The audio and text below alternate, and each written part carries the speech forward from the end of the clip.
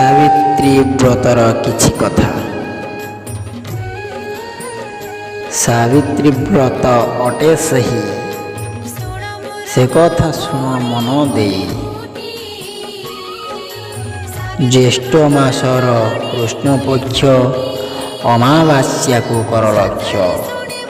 ସାବିତ୍ରୀ ଉମା ସତୀ ସେହି, ସେଦିନ ବ୍ରତ ଯେ ଅଟଇ। ବ୍ରତରେ ଫଳ ସ୍ୱରୂପରେ ଯେ ସୁଖ ମିଳେ ମର୍ତ୍ତ୍ୟରେ। ଜୟ ମା।